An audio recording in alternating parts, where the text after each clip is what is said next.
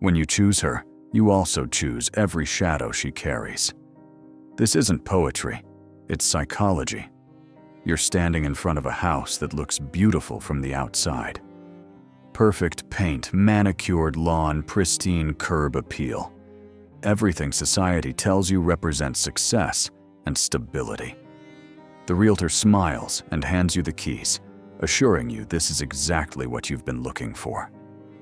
But the moment you step inside, you discover room after room filled with ghosts, invisible presences that whisper in corners, demand attention in the middle of the night, and dictate how you must arrange your furniture when you can have friends over, and even how you're allowed to breathe in your own home.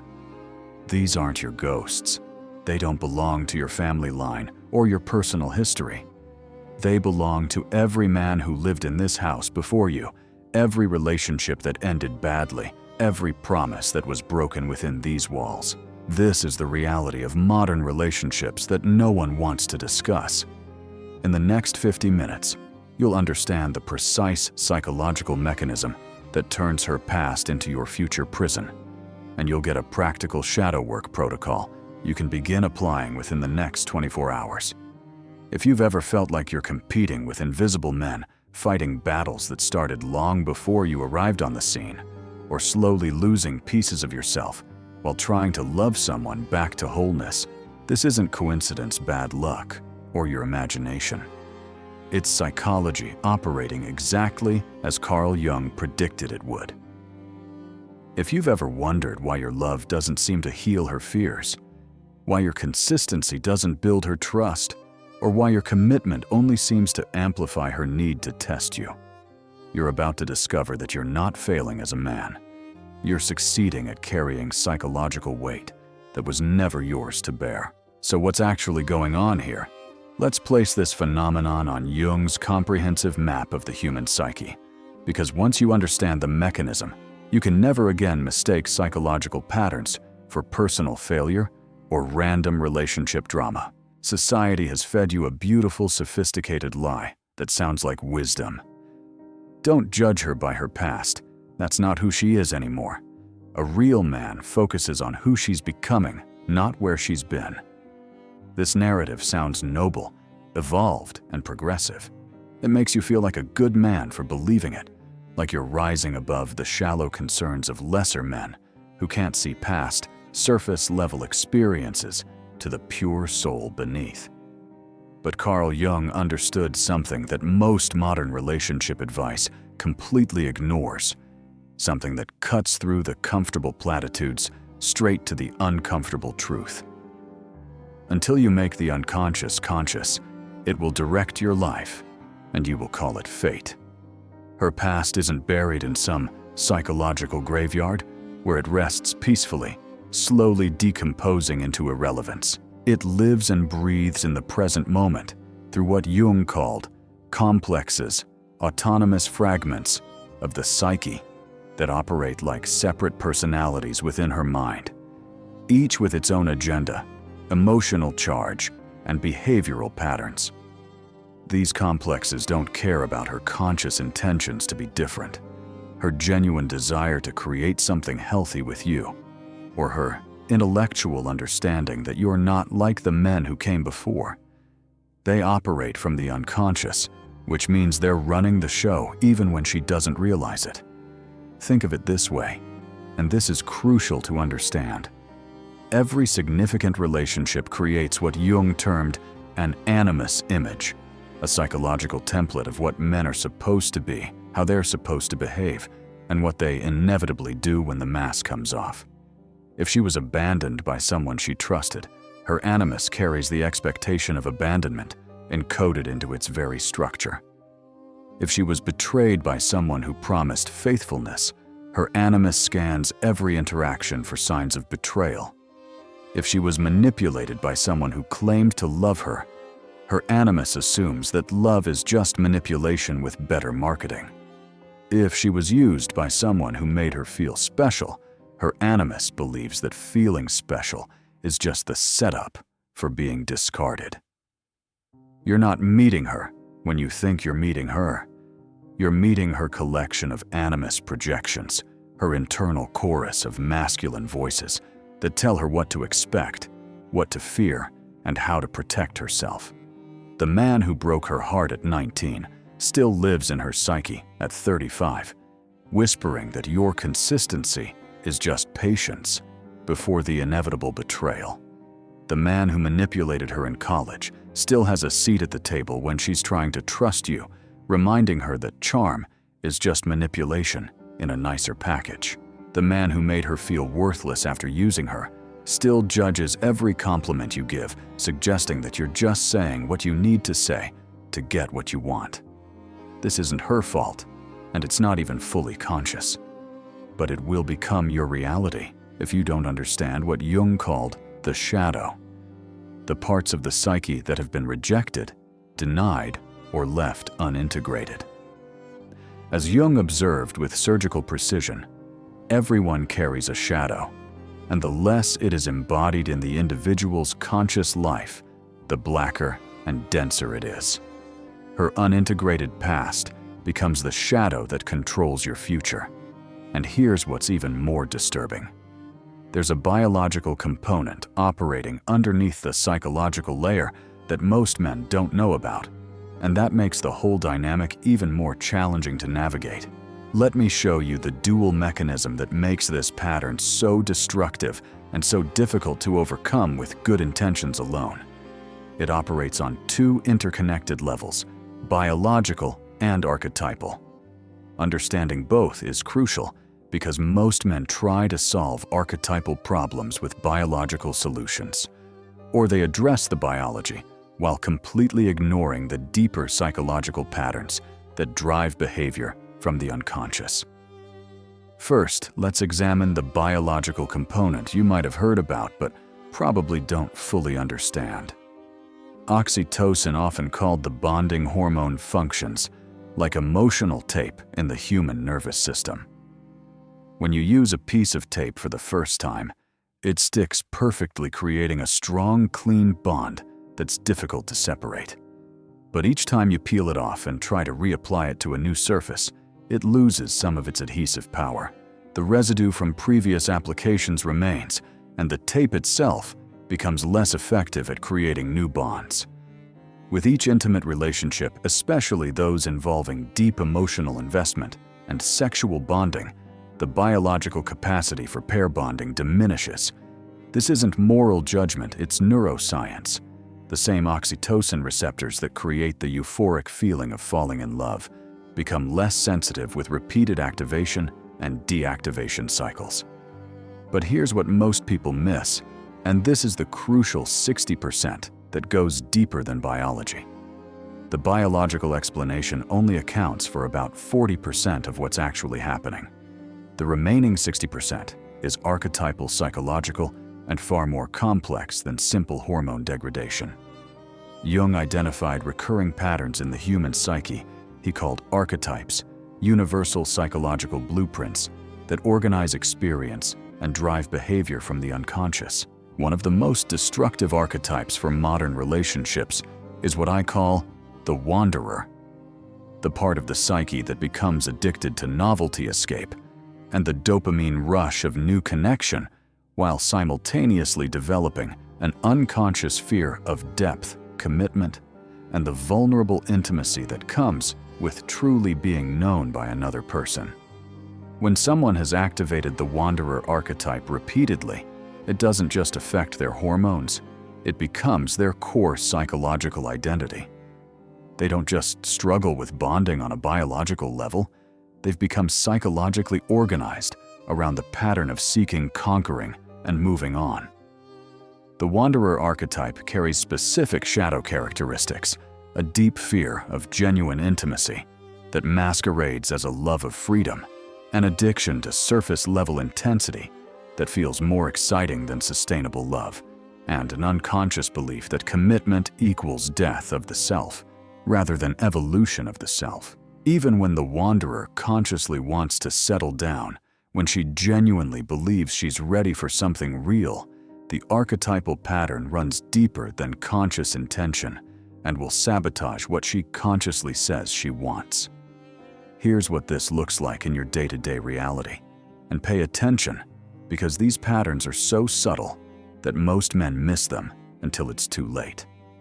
She says she wants commitment, talks about your future together, maybe even brings up marriage or moving in together. But her phone behavior tells a completely different story. She maintains connections with ex-partners under the guise of friendship, continues to engage with attention from other men on social media, or keeps dating apps downloaded just in case, or to see what's out there. She says she's completely over her past, that previous relationships taught her what she doesn't want.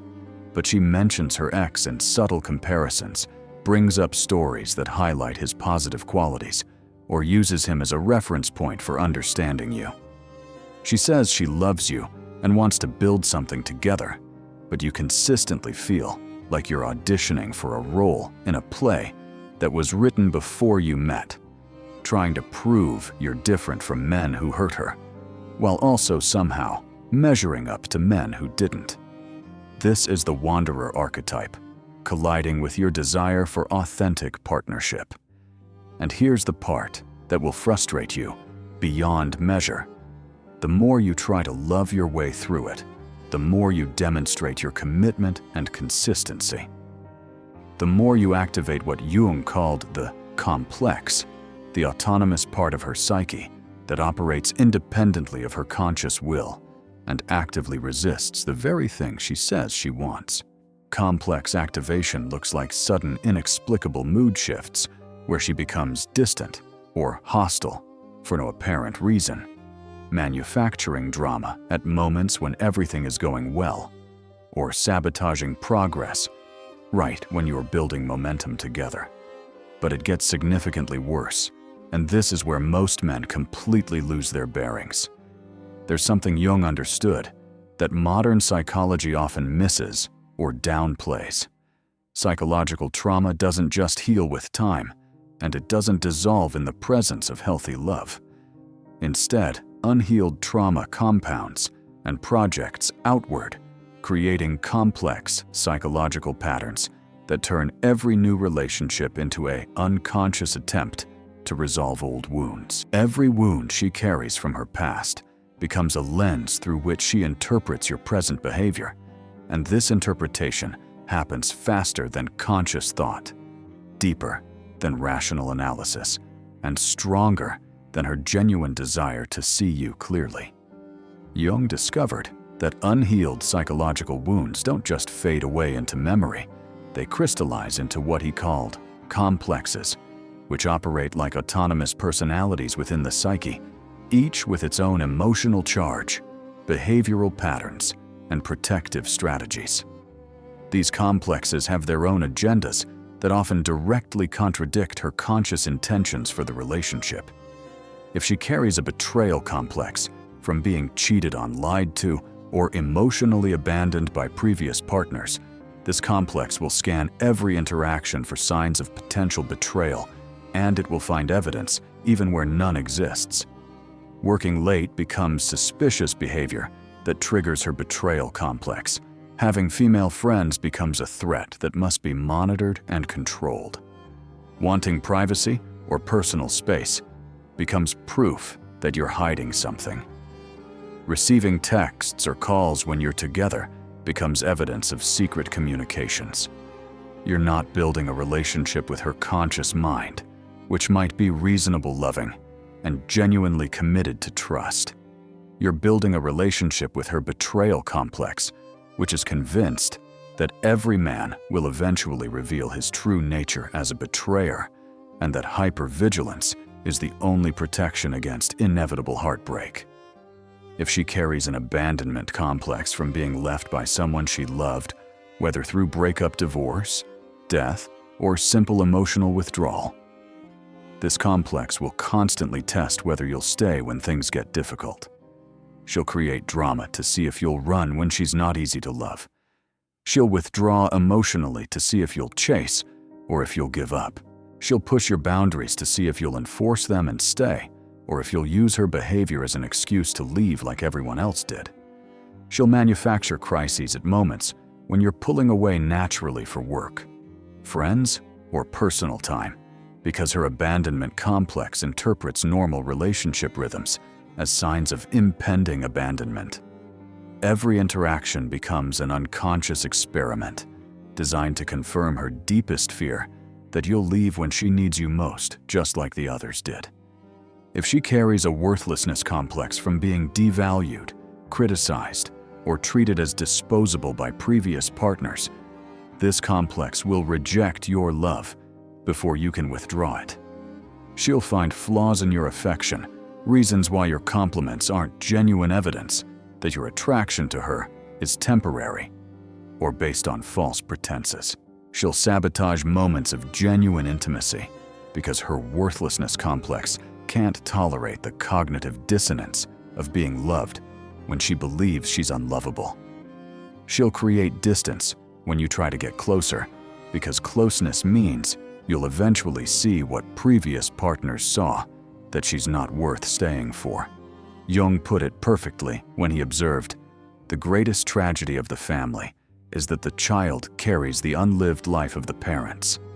In relationships, the greatest tragedy is that you end up carrying the unlived healing of her past. Her father's emotional unavailability becomes your responsibility to prove that men can be emotionally present. Her ex-boyfriend's infidelity becomes your burden to demonstrate that men can be faithful. Her history of being used becomes your job to show that men can love without taking. You inherited a debt you didn't create, signed a contract you never saw, and accepted responsibility for damage you didn't cause. Picture this scenario with complete clarity. You walk into a room filled with invisible people. Every ex-boyfriend who broke a promise, every man who used her sexually and discarded her emotionally, every father figure who failed to protect her, every authority figure who violated her trust. They're all standing there in the room with you, whispering their judgments, imposing their expectations, casting their psychological shadows across everything you say and do. When you speak words of love, they whisper that men lie. When you make promises, they remind her that men break their word. When you show affection, they suggest you want something. When you're consistent, they warn that consistency is just the setup for inconsistency. When you're patient, they claim you're manipulating. When you're passionate, they say you're using her. You're not just loving her present self, you're loving her entire psychological history. Every fear that previous relationships installed in her nervous system. Every wound that was left open and unhealed. Every limiting belief about men, love, and relationships that got encoded into her worldview through painful experience. And here's the part that will disturb you the most. You become the screen onto which all of this gets projected. Her unresolved anger at her emotionally absent father becomes anger at your natural masculine leadership. Her hurt from being used by men who pretended to care becomes suspicion of your genuine motives. Her shame from past mistakes and poor choices becomes walls around her heart that she defends by attacking your character when you try to love her. You think you're building something new together, creating a fresh start based on who you both are now, but you are actually trying to renovate a house that's been psychologically condemned by previous tenants. The foundation is cracked, the wiring is damaged, and there are structural problems that existed long before you got the keys. The question that naturally arises is this: why do intelligent, successful, emotionally aware men stay in these psychologically toxic situations?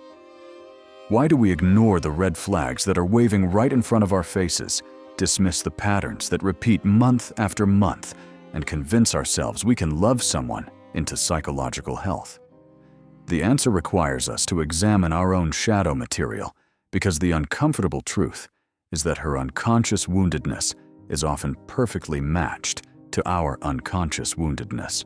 Most men stay trapped in these psychologically draining dynamics because we're operating from three unconscious archetypal shadows that feel noble on the surface, but are actually sophisticated forms of self-betrayal the hero, the good boy, and the outcast.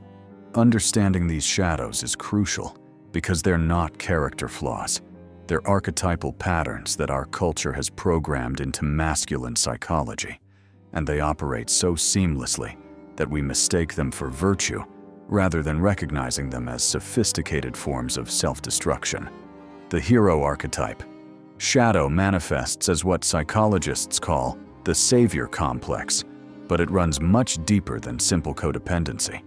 When you see her pain, your hero archetype immediately thinks, I can be the man who finally heals her. I can succeed where other men failed. I can prove that love really does conquer all. This isn't love. It's your hero archetype trying to prove its worth through psychological rescue missions. The shadow side of the hero is grandiosity disguised as compassion, and it's one of the most seductive traps in masculine psychology because it makes you feel noble while it destroys your life. The hero archetype believes that love should be enough to heal decades of psychological damage, that consistency and patience will eventually melt away complex trauma patterns, and that devotion can substitute for the inner work that only she can do. But Jung understood that psychological patterns don't change because someone loves them. They change through conscious inner work, professional therapy, and the individual's commitment to facing their own shadow material. The hero archetype in you makes you feel like you're being compassionate by staying and trying to heal her, but you're actually avoiding the humility of accepting that some people aren't available for the love you have to offer, regardless of how pure your intentions or how deep your care. Your hero archetype becomes addicted to the feeling of being needed, of being the one person who really understands her, of being different from all the men who gave up or hurt her.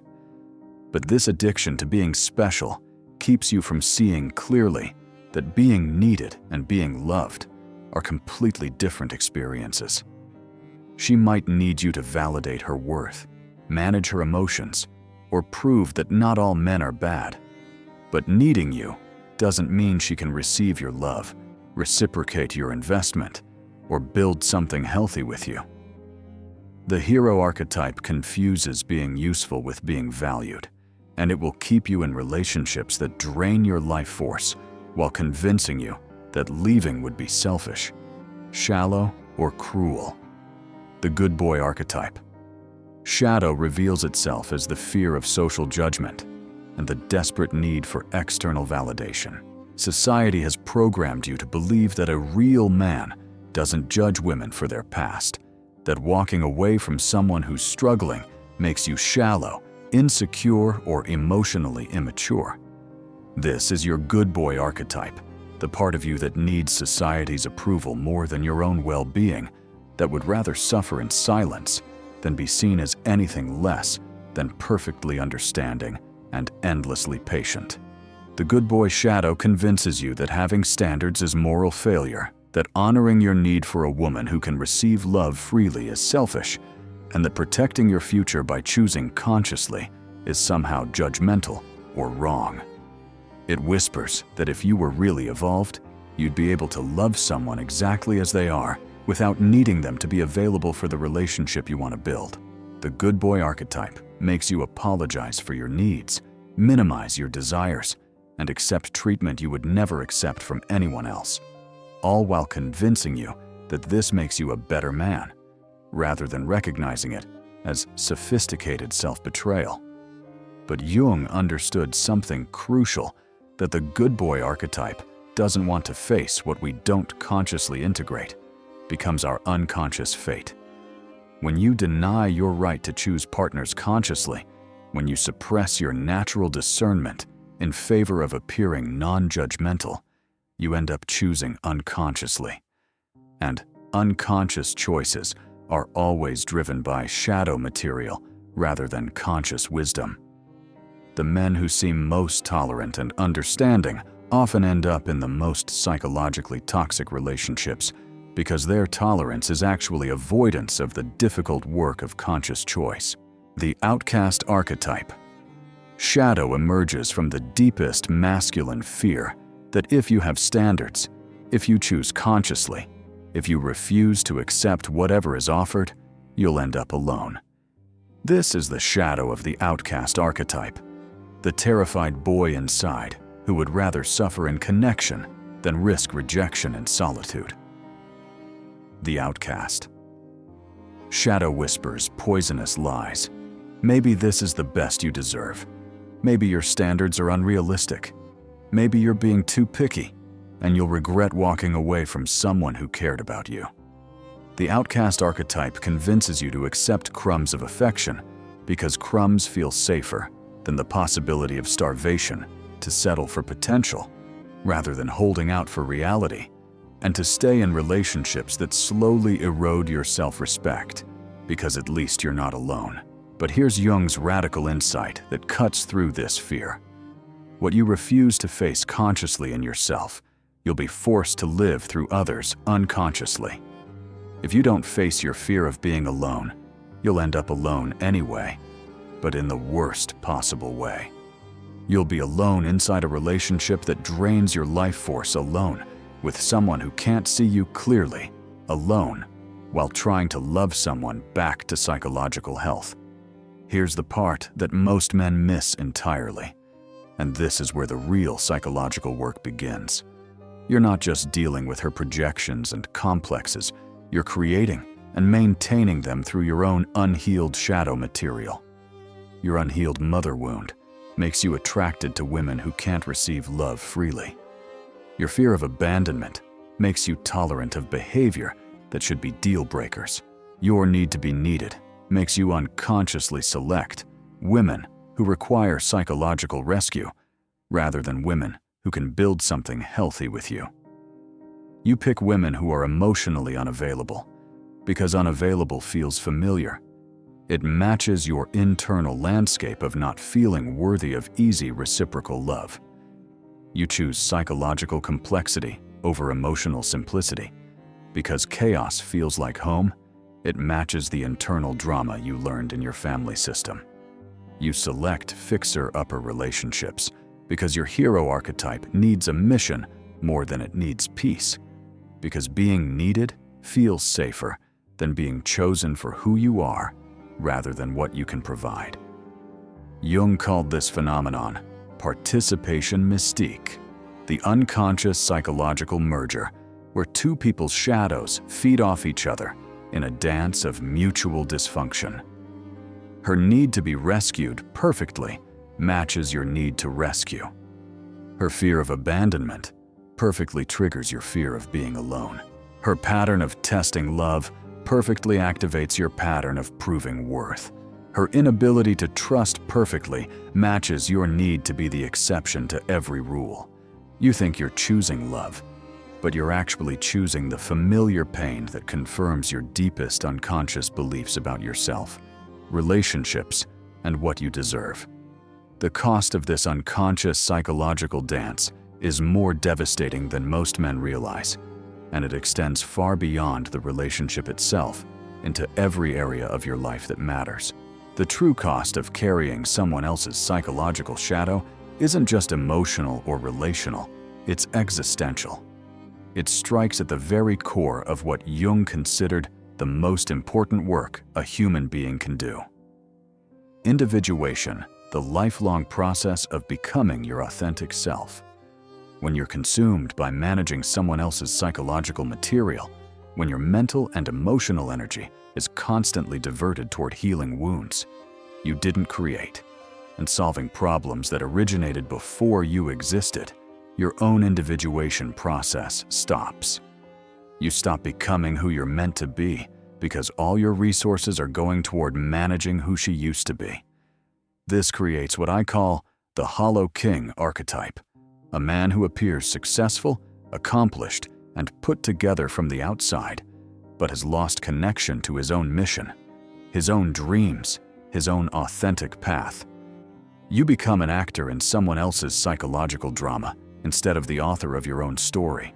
The hollow king keeps building his external empire, advancing in his career, accumulating possessions, checking off society's boxes for male success. But it all feels meaningless and hollow because he's building it to prove something to ghosts that live in someone else's psyche, rather than expressing his own authentic purpose. The Hollow King works harder and achieves more, provides better and gives more, generously demonstrates his worth through endless external accomplishments, but nothing fills the growing emptiness inside, because the emptiness isn't his to fill. He's trying to heal psychological wounds through material success, trying to prove his worth to internal critics that don't even belong to him, trying to satisfy the judgmental voices of men who hurt her before he ever appeared in her life. The most tragic part is that the more successful he becomes externally, the more hollow he feels internally, because none of his achievements are addressing the real problem he's living, someone else's psychological agenda, instead of his own life purpose. The financial shadow of these relationships tells its own devastating story, and the numbers are more brutal than most men want to face. The average divorce costs between $15,000 and $30,000 in legal fees alone, but that's just the tip of the iceberg. When you add property division potential, alimony, child support obligations, and the complete restructuring of your financial life, the average man loses between 10 and 15 years of financial progress. If you're in a higher income bracket, the losses are proportionally more devastating. But even these staggering numbers don't capture the real financial cost, which is opportunity cost, the investments not made, the risks not taken, the businesses not started, the dreams not pursued, because all your resources were going toward managing someone else's psychological chaos. Every year spent trying to heal someone else's past is a year not spent building your own future. Every dollar spent on couples therapy to address her trust issues is a dollar not invested in your mission, your education, your business, or your long-term financial security. Every ounce of emotional energy spent reassuring her insecurities, managing her triggers, and proving you're different from the men who hurt her is energy not channeled into your own growth, creativity, and purpose. The opportunity cost of psychologically toxic relationships is measured not just in what you lose, but in what you never build, because your resources were constantly diverted towards psychological repair work that only she can do. Jung said, "The privilege of a lifetime is to become who you truly are." But when you're constantly adapting to someone else's psychological weather, when you're walking on eggshells around someone else's triggers, when you're moderating your authentic self to accommodate someone else's wounds, you gradually forget who you truly are. Your mission becomes secondary to her healing process. Your goals become negotiable to accommodate her fears. Your dreams get put on indefinite hold while you deal with drama that originated in relationships that ended before you even met her. You stop building your empire because you're stuck in endless cycles of repairing psychological ruins that were destroyed by previous tenants. The identity shadow might be the most insidious cost of all, because it happens so gradually that you don't notice until the damage is severe. You start second-guessing your natural instincts because she reacts negatively to your authentic responses. You begin apologizing for having standards because she interprets your boundaries as rejection or judgment. You find yourself explaining away red flags that would be deal breakers in any other context, making excuses for behavior you would never accept from friends, family, or business associates. Slowly but inevitably, you become a smaller, more constrained version of yourself, not because you consciously chose to compromise, but because her unhealed shadow material requires you to shrink your authentic self to fit into the psychological space her wounds allow. You stop speaking your truth because it triggers her abandonment complex. You stop pursuing your interests because they activate her jealousy or insecurity. You stop spending time with friends and family because she needs constant reassurance and attention. You become a supporting character in the drama of her psychological healing, rather than the protagonist of your own life story. Time is the only resource you can never regenerate, never replace, never get back once it's gone. The years spent in relationships dominated by someone else's unhealed past are years that disappear from your life permanently. While other men your age are building businesses, developing their talents, expanding their influence, and evolving into more powerful versions of themselves, you're stuck in psychological Groundhog Day, having the same conversations over and over, managing the same emotional triggers month after month, solving the same problems that originated in her previous relationships, and will continue until she does her own inner work. Jung understood that psychological patterns repeat compulsively until they're made conscious through deliberate inner work. If she's not actively engaged in therapy shadow work or some other form of serious psychological development, you'll be living the same year over and over again until you either break down completely or finally wake up to what's happening. The years you spend waiting for her to heal, hoping she'll change, believing that your love will eventually be enough, are years that other men are using to build the lives they actually want to live. But here's what you need to understand clearly. This isn't about becoming bitter, cynical, or closed-hearted toward women or relationships. This isn't about judging her for having a difficult past or condemning her for struggles that weren't her fault. This is about becoming conscious enough to see clearly what's happening and making choices based on reality rather than fantasy, on present circumstances, rather than future potential, on what actually exists, rather than what you hope might develop. Consciousness, as Jung taught us, always leads to choice, and choice is where your power to change your life actually exists. The path forward isn't about judgment, resentment, or closing your heart to love. It's about consciousness. You cannot erase her past. You cannot heal wounds you didn't create, and you cannot love someone into psychological health.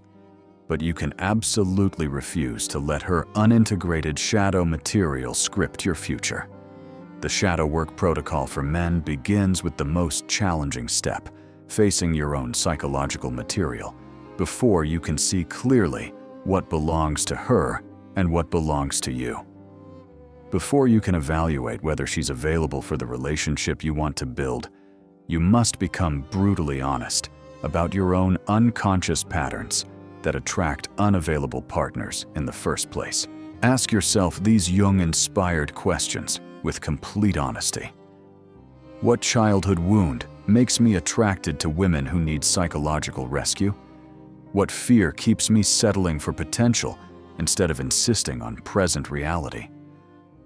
What part of me believes I don't deserve someone who can receive love, freely reciprocate emotional investment, and build something healthy without needing to be fixed?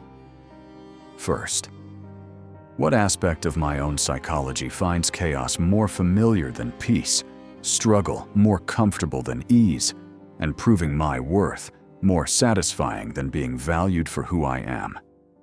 Jung said everything that irritates us about others can lead us to an understanding of ourselves. Her emotional unavailability might be reflecting your own unavailability for authentic intimacy. Her fear of commitment might be mirroring your fear of being truly seen and potentially rejected. Her need to test your love might be activating your need to prove your worth through suffering and sacrifice.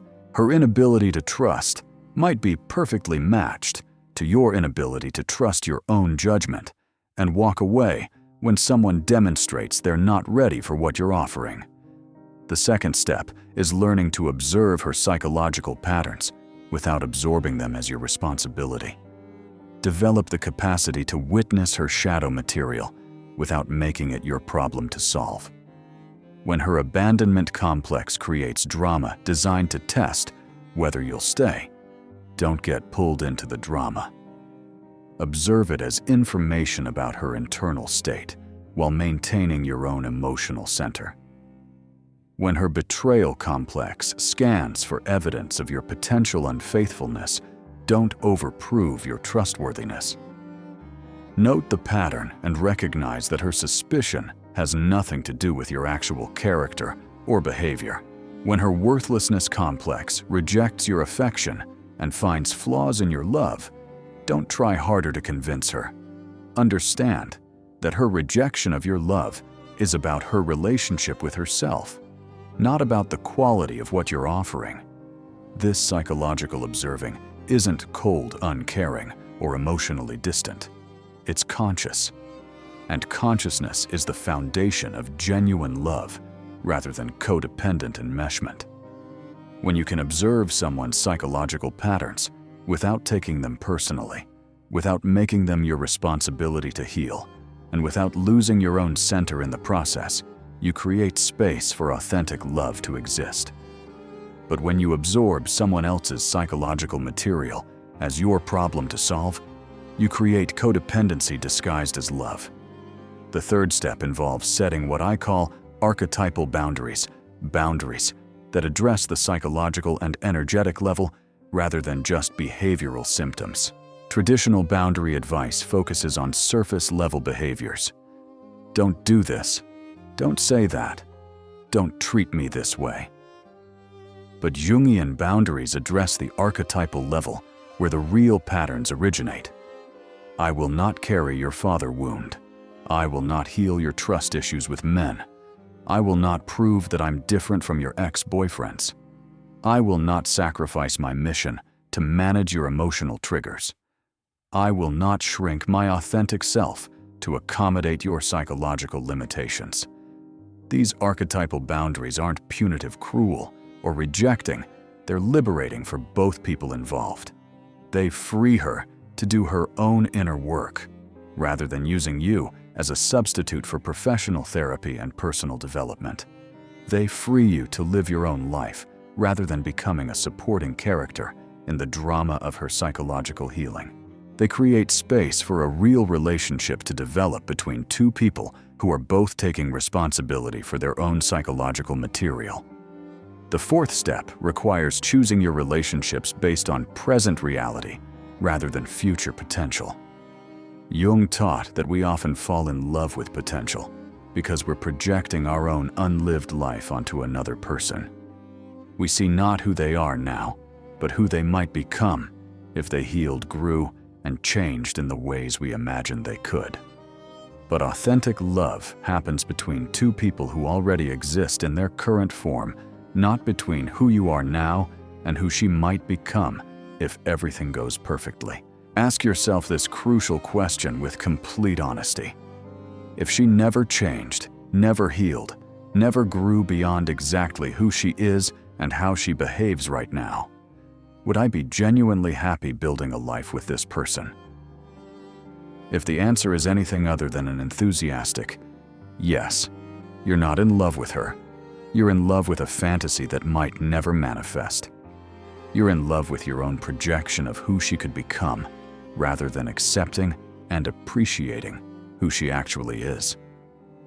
The fifth and most important step is reclaiming your mission and recognizing that your individuation, your journey toward becoming your authentic self, is sacred and non-negotiable.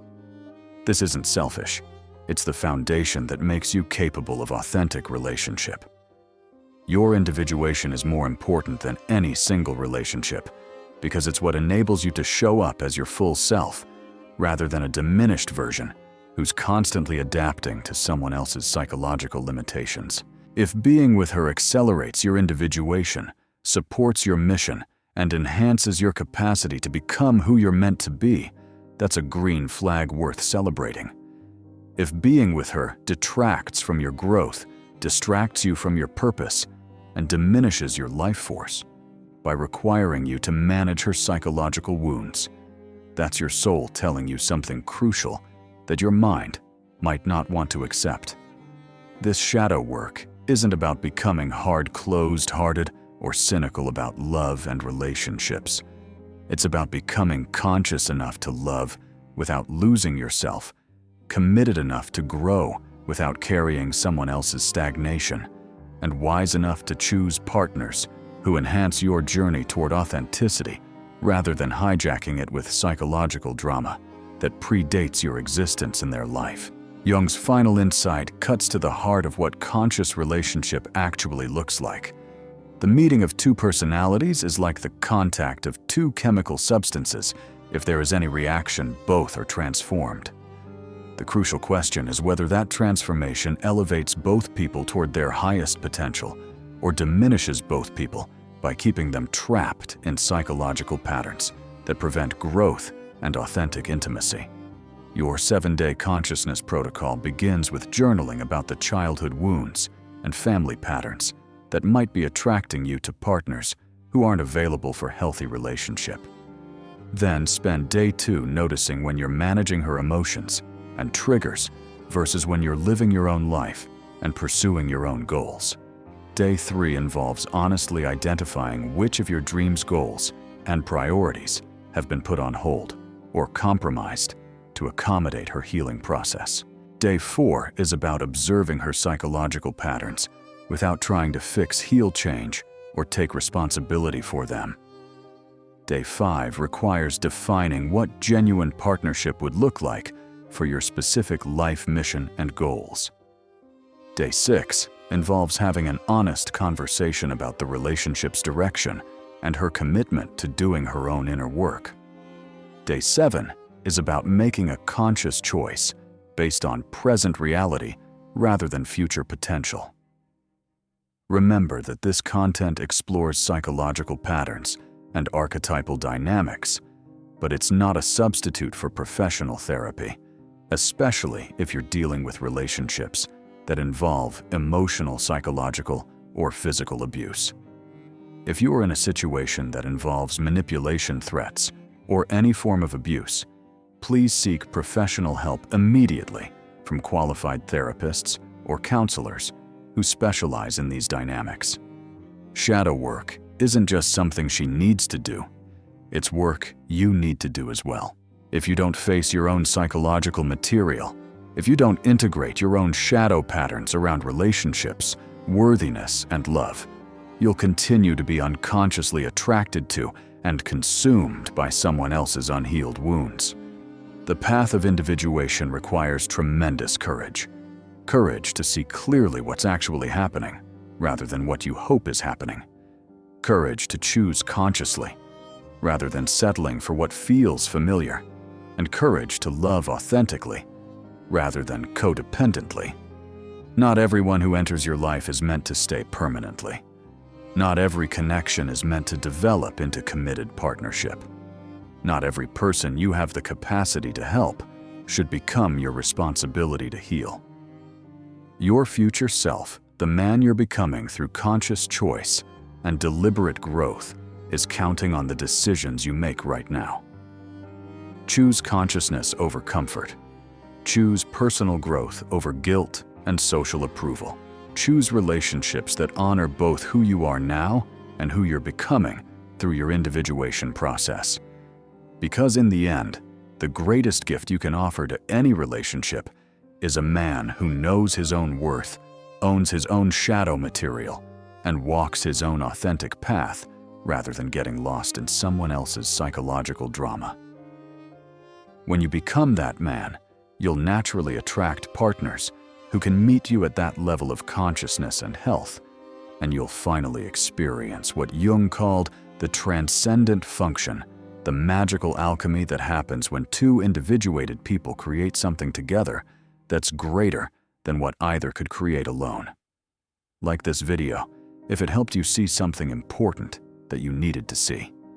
Subscribe for more practical Jungian psychology applied to modern relationships and masculine development. And remember, consciousness is always a choice, and that choice is where your real power to change your life actually exists.